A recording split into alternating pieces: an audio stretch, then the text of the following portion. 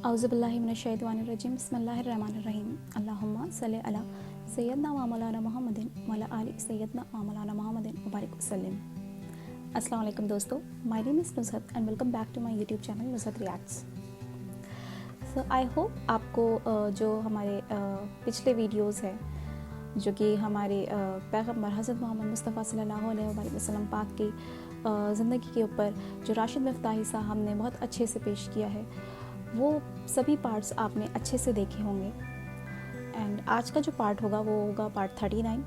लेकिन उसे देखने से पहले, आगे बढ़ने से पहले हम जान लेते हैं जल्दी से कि हमने पार्ट 38 में क्या सुना। तो पार्ट 38 में हमने हिजरत का ही वाक़या देखा, जिसमें हज़रत पैगम्बर मोहम्मद मुस्तफ़ा सल्लल्लाहु अलैहि वसल्लम पाक हमारे नबी जब उन्होंने मक्का से गारे सौर तक का सफ़र तय किया और फिर वहाँ से गारे सौर से कैसे मदीना शरीफ का सफ़र तय किया, तो जब उन्होंने गारे सौर से मदीना शरीफ का सफ़र तय किया तो वहाँ किस तरीके से मालिक बिन सुराक़ा जो था उसने उनका पीछा किया और फिर अल्लाह ने उसके घोड़े को ज़मीन में धंसा दिया। फिर प्यारे नबी ने दुआ की और उनकी दुआ के वसीले से अल्लाह पाक ने उसको मालिक बिन सुराक़ा को और उसके घोड़े को ज़मीन से बाहर निकाला। फिर हमने ये भी देखा कि हज़रत अली रज़ी अल्लाह अन्हु जिनको अमानतें सौंपने के लिए प्यारे नबी ने रुकने को बोला था मक्का शरीफ में, उनसे वहाँ उनका दिल नहीं लग रहा था, तो उन्होंने भी जल्दी जल्दी सबकी अमानतें लौटाईं और फिर उन्होंने पैदल ही मदीना शरीफ की सफ़र तय किया।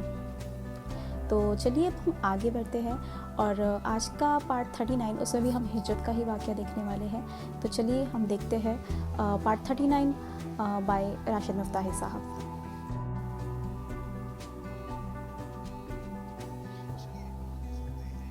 चलिए आगे सुनते हैं।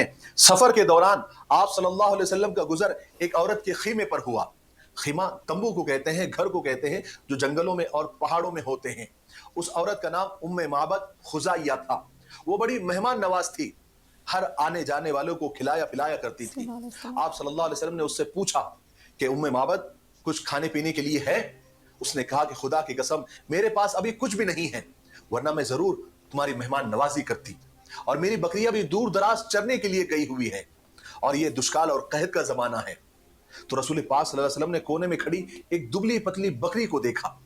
तो आप सल्लल्लाहु अलैहि वसल्लम ने फरमाया, उम्मे माबद वो बकरी कैसी है? तो उम्मे माबद ने जवाब दिया कि उसके दुबले पतलेपन की वजह से ही वो यहां पर खड़ी है, यानी वो इतनी कमजोर है, इतनी लागर है कि सब बकरियों के साथ चरने को भी नहीं जा सकती थी। आप सल्लल्लाहु अलैहि वसल्लम ने फरमाया, मैं उसका दूध धो लूं? तो उम्मे माबद ने बड़े ताज्जुब से कहा कि मेरे माँ बाप आप पर कुर्बान, इस बकरी के बदन में गोश्त नहीं है तो थन में दूध कहां से आएगा? मगर आपको अगर उसमें दूध नजर आता है तो आप जरूर धो लो। ये गुफ्तगू चली रही थी। जब उम्मे माबद ने इजाजत दी तो हजरत अबू बकर सिद्दीक रजी अल्लाह तआला ने जल्दी से उस दुबली पतली बकरी को खोलकर आप सल्लल्लाहु अलैहि वसल्लम के सामने खड़ा कर दिया। आप सल्लल्लाहु अलैहि वसल्लम ने उस बकरी के पीठ पर अपना दस्ते बरकत, दस्ते शिफा, दस्ते रहमत यानी अपना हाथ फेरा, अल्लाह का नाम लिया और दुआ की। फिर क्या था, बकरी के बदन में झुरझुरी हुई, उसने पांव फैला दिए और उसके थन में दूध उतर आया। सुभान अल्लाह। उम्मे माबद ने जब अपने कमजोर बकरी के थनों में इतना दूध देखा तो जल्दी से भाग कर गई और इतना बड़ा बर्तन लेकर आई कि अगर वो उसमें इतना दूध समा सकता था कि एक पूरी जमात सैर हो सकती थी, उनका पेट भर सकता था। और फिर आप सल्लल्लाहु अलैहि वसल्लम के दस्ते मुबारक से और आप सल्लल्लाहु अलैहि वसल्लम की बरकत से उस बकरी को इतना दूध आ गया कि वो पूरा बर्तन भर गया, उसमें झाग आ गया। फिर उम्मे माबद गई और घर में जितने बर्तन थे सब लेकर आ गई। अल्लाह के रसूल सल्लल्लाहु अलैहि वसल्लम ने सारे बर्तनों को भर दिया, इतना दूध उसमें निकला। फिर सबसे पहले आप सल्लल्लाहु अलैहि वसल्लम ने उम्मे माबद को पिलाया, यानी उस औरत को पिलाया। वो शिकम सैर हो गई, उसका पेट भर गया। फिर अपने साथियों को पिलाया, उनका भी पेट भर गया। फिर आप सल्लल्लाहु अलैहि वसल्लम ने आखिर में खुद पिया। उसके बाद फिर और दूध धोया, सारे बर्तनों को भर दिया और वो उस औरत के पास यानी उम्मे माबद के पास छोड़कर आप वहां से निकल गए। लेकिन उम्मे माबद ने हुजूर पाक सल्लल्लाहु अलैहि वसल्लम का अता पता पूछना ही भूल गई। ये भी नहीं पूछा कि कौन हो, कहां से आए हो और कहां जा रहे हो। थोड़ी ही देर के बाद उम्मे माबद के शौहर अबू माबद आ गए। اور گھر میں اتنا سارا دودھ دیکھا, سارے گھر کے برتن دودھ سے بھرے ہوئے دیکھے, تو تعجب سے پوچھا کہ ام معبد یہ سب کیسے ہوا اور اتنا سارا دودھ کہاں سے آ گیا, کیونکہ گھر میں تو کوئی دودھ دینے والی بکری بھی نہیں تھی. تب ام معبد نے تو حضور کا نہ نام پوچھا تھا, نہ عطا پتہ پوچھا تھا, نہ ان کو یہ معلوم تھا کہ وہ کہاں سے آئے اور کدھر کو گئے. تو ام معبد نے جو حضور پاک صلی اللہ علیہ وسلم کا, سرکار دو عالم صلی اللہ علیہ وسلم کا جو حلیہ بیان کیا, ام معبد کے باتوں کو سیرت لکھنے والوں نے, تاریخ دانوں نے سنہرے الفاظ سے لکھ دیا. ام معبد کہتی ہے کہ اللہ کی قسم ایک بڑا بابرکت آدمی آیا تھا, اس کا رنگ نکھرا ہوا تھا, اس کا چہرہ چمک رہا تھا, رنگ بڑا سونا تھا, باریک اور ملے ہوئے ابرو تھے, پلکیں لمبی اور سرمگی تھی, سفید اور سیاہ آنکھیں تھی, بھاری آواز اور گردن سراہی جیسی تھی, ہاتھ خوبصورت, جب بات کرتے تھے تو پرکشش نظر آتے تھے, جب خاموش رہتے تھے پروقار نظر آتے تھے, اور جب بھی بات کرتے تھے بالکل کھلی واضح اور دو ٹوک کیا کرتے تھے, نہ بہت مختصر کیا کرتے تھے, نہ بہت فضول بات کیا کرتے تھے, نہ, اور جب بھی بات کرتے تھے تو ایسا لگتا تھا کہ لڑی سے موتی جھڑ رہے ہیں.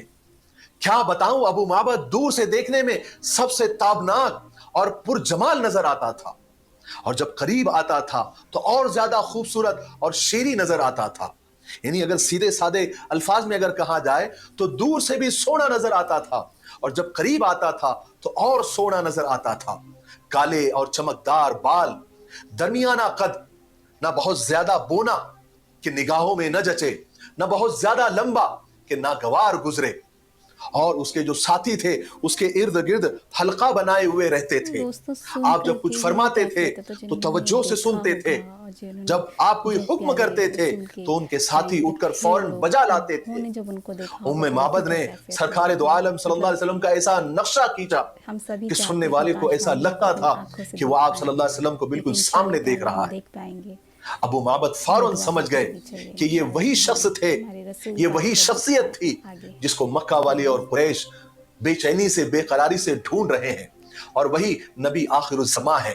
اور کہا کہ جب بھی میری ان سے ملاقات ہوگی تو میں ضرور ان کی پیروی کروں گا. حضرت عروہ بن زبیر رضی اللہ تعالیٰ عنہ فرماتے ہیں کہ مکہ والوں نے سرکار دو عالم صلی اللہ علیہ وسلم کی مکہ سے روانگی کی خبر سن لی تھی. ان کو معلوم تھا کہ حضور مکہ اور مدینہ کے بیچ میں ہیں اور کبھی بھی پہنچ سکتے ہیں, اس لیے وہ لوگ روزانہ صبح صبح حرہ نامی ایک مقام پر پہنچ جاتے تھے, آپ کا انتظار کرتے تھے. جب دوپہر میں دھوپ سخت ہو جاتی تھی تو اپنے گھروں کو واپس چلے جاتے تھے.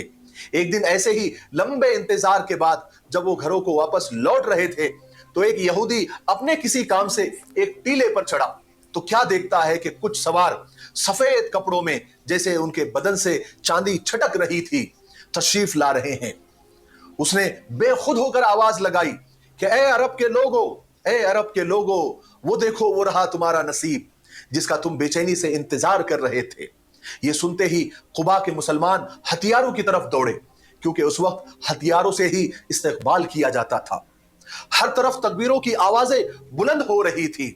سارا قبا کا علاقہ آپ کے استقبال کے لیے گھروں سے نکل گیا. جب آپ صلی اللہ علیہ وسلم کی اونٹنی قریب آئی تو سب لوگ حضرت ابوبکر صدیق کو ہی سلام کرنے لگے, کیونکہ انہوں نے حضور کو کبھی دیکھا ہی نہیں تھا. یہاں تک کہ آپ صلی اللہ علیہ وسلم پر جب دھوپ آئی تب حضرت ابوبکر صدیق رضی اللہ عنہ نے آپ پر چادر تان دی تاکہ آپ پر سایہ ہو جائے. تب جا کر لوگوں نے آپ صلی اللہ علیہ وسلم کو پہچانا. پھر رسول پاک صلی اللہ علیہ وسلم قبا میں کلثوم بن ہدم کے مکان پر آپ نے قیام کیا, اور ادھر کھلے میدانوں میں, مشکل راستوں میں حضرت علی رضی اللہ عنہ اس طرح چل رہے تھے کہ سر پر اگلتا ہوا سورج شعلے برسا رہا تھا اور نیچے تپتے ہوئے ریت پیروں کو جھلسا رہے تھے. لیکن حضرت علی کو صرف ایک ہی دھن تھی, اور وہ تھی کہ سرکار دو عالم صلی اللہ علیہ وسلم سے میں جا کر مل جاؤں, ان سے ملاقات ہو جائے.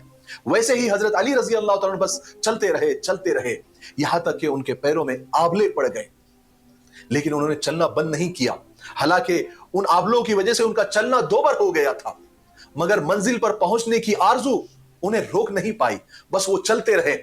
اتنی تھکن اور تکلیف کے باوجود وہ رکے نہیں, کہیں پر بھی نہیں رکے, بلکہ وہ انہی تکلیفوں کے ساتھ لڑتے رہے یہاں تک کہ قبا میں سرکار دو عالم صلی اللہ علیہ وسلم سے جا کر مل لیے. آخر کار حضرت علی رضی اللہ تعالیٰ عنہ قبا کے مقام پر جو مدینہ کے دروازے سے 2 فرسخ کے فاصلے پر ہے، یعنی آج کل کے حساب سے 13-14 کلومیٹر کے ڈسٹنس پر ہے، حضرت علی رضی اللہ عنہ حضور پاک صلی اللہ علیہ وسلم سے جا ملے۔ دونوں کو 2 خوشیاں تھی، ایک تو دشمنوں کی چال سے چھٹکارا پانے کی خوشی، اور دوسرے مدینہ میں داخل ہونے کی خوشی، جو دوستوں کا شہر تھا۔ رسول پاک صلی اللہ علیہ وسلم قباء کے مقام پر 14 دن ٹھہرے۔ اس دوران آپ نے وہاں پر ایک مسجد کی بنیاد بھی رکھی، آپ نے وہاں نمازیں بھی پڑھی، اور یہ آپ صلی اللہ علیہ وسلم کے نبوت کے بعد پہلی مسجد تھی جس کی بنیاد تقوی پر رکھی گئی۔ پھر آپ صلی اللہ علیہ وسلم اللہ کے حکم سے اپنے ساتھیوں کے ساتھ مدینہ کے لیے روانہ ہوئے۔ جانے سے پہلے آپ صلی اللہ علیہ وسلم نے بنو نجار، جو آپ صلی اللہ علیہ وسلم کے ماموں کا قبیلہ تھا، آپ کے آنے کی اطلاع بھیجی، اور پھر راستے سے چلتے ہوئے بنو سالم بن عوف کے وادی میں آپ نے جمعہ پڑھا۔ آج بھی وہاں پر مسجد ہے جہاں آپ نے جمعہ پڑھا تھا، آپ کے ساتھ 100 لوگ تھے۔ جمعہ کی نماز کے بعد آپ صلی اللہ علیہ وسلم مدینہ کے لیے روانہ ہوئے۔ مدینہ والوں کے لیے سرکار دو عالم صلی اللہ علیہ وسلم کی تشریف آوری، یعنی آپ کا آنا، ایک زبردست خوشی کا پیغام تھی، جس کے لیے کیا مسلمان، کیا مشرک، کیا یہودی سب تیاریاں کر رہے تھے۔ مدینہ والے بڑے جوش اور خروش کے ساتھ اس لمحے کا انتظار کر رہے تھے جب آپ صلی اللہ علیہ وسلم مدینہ میں قدم رکھیں گے۔ پھر وہ دن آ ہی گیا جب ان کے دل خوشی سے جھوم اٹھے، عورتیں اور بچے خوشی سے کھل اٹھے۔ جو مسلمانوں کے ساتھ جو دوسرے لوگ تھے، وہ خود بھی رسول پاک صلی اللہ علیہ وسلم کا انتظار کر رہے تھے۔ وہ آپ صلی اللہ علیہ وسلم کے انتظار میں مسلمانوں کی بے قراری دیکھ رہے تھے، بے چینی دیکھ رہے تھے۔ وہ خود بھی رسول پاک صلی اللہ علیہ وسلم کا بے چینی سے انتظار کر رہے تھے۔ پھر اچانک مدینہ کی گلیوں میں یہ آواز گونجی کہ دیکھو وہ عظیم ہستی آ گئے، دیکھو وہ عظیم ہستی آ گئی۔ پھر اچانک کیا بوڑھے، کیا بچے، کیا جوان، کیا مشرک، کیا یہودی حضور پاک صلی اللہ علیہ وسلم کا استقبال کرنے کے لیے اپنے گھروں سے باہر آ گئے۔ اس کے بعد رسول پاک صلی اللہ علیہ وسلم مدینہ شہر میں داخل ہوئے، جس شہر نے اس وقت آپ کا ساتھ دیا جب آپ کے خود شہر نے آپ کے ساتھ دشمنی کی۔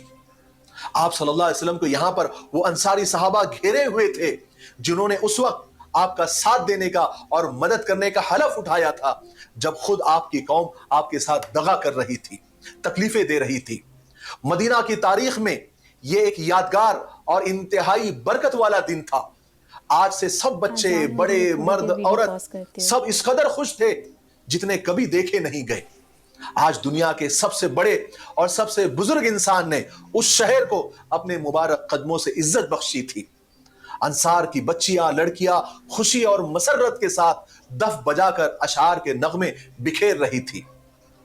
اس دن سے پہلے مدینہ کا نام یثرب تھا، لیکن آپ صلی اللہ علیہ وسلم کے داخل ہونے کے بعد اس شہر کا نام مدینہ الرسول، شہر رسول، مدینہ منورہ، اور شارٹ کٹ میں مدینہ پڑ گیا۔ آج کے لیے اتنا کافی ہے، اس لیے اب ہم یہیں پر رکتے ہیں کیونکہ ویڈیو اب کافی لمبا ہو گیا ہے۔ ماشاءاللہ۔ تو آج کا جو پارٹ تھا، پارٹ 39، وہ بہت اچھے سے بیان کیا راشد مفتاحی صاحب نے۔ اور آج کے پارٹ میں ہم نے جو نئی نئی باتیں سیکھی وہ یہی تھی کہ جب ہمارے پیارے نبی حضرت پیغمبر حضرت محمد مصطفیٰ صلی اللہ علیہ وسلم پاک فائنلی مدینہ شریف پہنچے تو وہاں کے لوگوں نے ان کا ویلکم کیا، اور جو یثرب نام تھا ہمارے پیارے نبی کے داخل ہوتے ہی وہ مدینہ منورہ شہر رسول میں کنورٹ ہو گیا، اور شارٹ میں اس کو مدینہ کہا جانے لگا۔ تو یہ تھا آج کا پارٹ جو کہ بہت ہی اچھا تھا، بہت ہی اچھے سے بیان کیا گیا راشد مفتاحی صاحب نے۔ اور چلیے ہم آگے بڑھتے ہیں اور دیکھتے ہیں آج کا جو ٹاپک ہم نے سلیکٹ کیا ہے وہ ایک ایسی سورہ ہے، سورہ قریش ہے، اور یہ ایک مکی سورہ ہے، اور اس میں کل 4 آیات ہیں، اور یہ 104 سورہ ہے قرآن کی۔ تو یہ کچھ اس طریقے سے ہے: اعوذ باللہ من الشیطان الرجیم، بسم اللہ الرحمن الرحیم، لإلاف قریش إلافہم رحلۃ الشتاء والصیف فلیعبدوا رب ھذا البیت الذی اطعمہم من جوع وآمنہم من خوف۔ تو اس کا ترجمہ کچھ اس طریقے سے ہے کہ رغبت دی اللہ پاک نے قریش کے لوگوں پر تجارت میں، گرمیوں اور سردیوں کے موسم میں، تو چاہیے کہ وہ عبادت کرے جو کہ رب ہے کعبہ کا، وہ ذات جس نے بھوک میں کھانا کھلایا اور بڑے خوف سے بچایا۔ تو بڑے خوف سے یہاں پہ مراد بہت سی تفصیلوں میں ایسے آیا ہے کہ اس ٹائم پہ اہل حرم کی بہت عزت ہوا کرتی تھی، عزت ہوتی تھی، اور لوگ ڈرتے تھے ان پر حملہ کرنے سے. باقی قافلوں پر تو ڈاکو حملہ کر دیا کرتے تھے، پر قریش کے قافلے پہ ڈاکو بھی گریز کرتے تھے حملہ کرنے سے، کیونکہ ان کے دل میں بھی عزت و احترام تھا اور ڈر بھی تھا. یا پھر ایک بات میں یہ بھی ہے، ایک تفصیل یہ بھی ہے کہ وبا جو پھیلی ہوئی تھی کوڑ کی اس ٹائم پہ، وہ قریش کے لوگوں پر نہیں آئی تھی. اللہ پاک نے ان کو اس وبا سے بھی محفوظ رکھا ہوا تھا. تو اسی طریقے سے یہ ہے، اور ہمیں چاہیے کہ ہم اللہ پاک کی ہر نعمت کا شکر ادا کریں. ہمیں کبھی بھی ایسے گھمنڈ یا پھر کوئی غرور نہیں کرنا چاہیے. یہ جتنی بھی چیزیں، جتنی بھی نعمتیں ہیں، آنکھ، کان، سننا، بولنا، اور ہاتھ پیر، ہمارا گھر، ہمارا چہرہ، یہ ہر چیز، ہر نعمت جو ہے وہ اللہ پاک کی دی ہوئی ہے، اور ہمیں ہر ٹائم اللہ کا شکر ادا کرتے رہنا چاہیے کہ انہوں نے ہمیں اتنی پیاری پیاری اور اچھی نعمتوں سے نوازا ہے. اللہ کا بہت احسان ہے اور بہت ہی کرم ہے. تو ہمیں اسی کی عبادت کرنی چاہیے، اور ہمیں اپنے دل میں ذرا بھی کوئی گھمنڈ یا کوئی غرور نہیں آنے دینا چاہیے.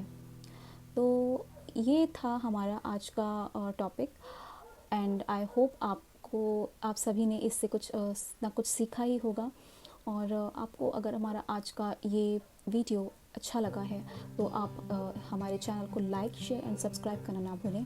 اینڈ ان شاء اللہ تعالیٰ ہم جلد ملیں گے اپنے نیکسٹ پارٹ میں، وچ ول بی پارٹ 40. تو تب تک کے لیے دعاؤں میں یاد رکھیے. اللہ حافظ، فی امان اللہ. السلام علیکم ورحمۃ اللہ وبرکاتہ.